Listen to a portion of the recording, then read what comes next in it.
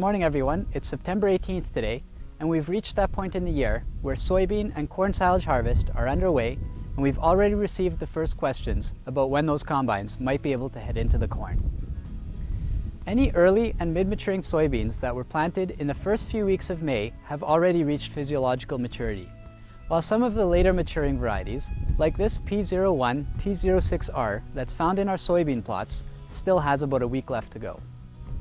Given the favorable weather forecast over the next 2 weeks, we can expect soybean fields to dry down very quickly in 2015. This means that we should have our equipment ready and head to the fields as soon as the soybeans reach about 15% moisture, as this will minimize some of the shatter losses that we see every year. One question that a lot of growers have is what kind of yields we can expect this year.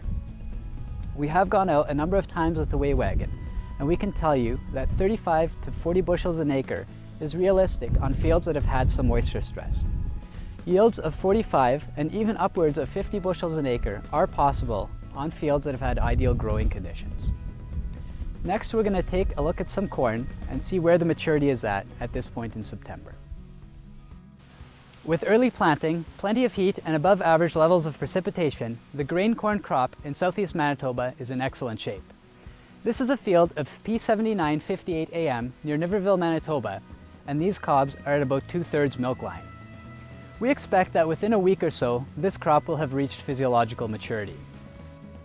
To find out what the maturity of the corn is in your own field, the best thing to do is to find a representative ear, snap it in half, and take a look at the kernels on the side that has the tip. What you want to do is take a pen, run it from the outside to the inside of the kernels, and see where it digs into the middle. This is where your milk line is currently at. While corn throughout the area is well in the R5 or dent phase, the level of milk line varies depending on seeding date and local weather conditions throughout the season. One of the exciting developments of this last week has been finding some of our early corn hybrids that are already reaching full maturity.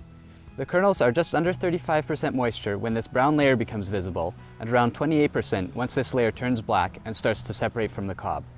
Given another 2 weeks of dry down time, it looks like we should be seeing much of the corn harvest start around the second week of October.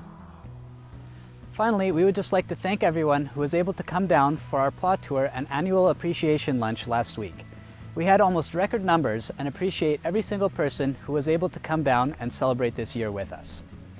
We thank you for your business and hope that you have a safe and successful harvest.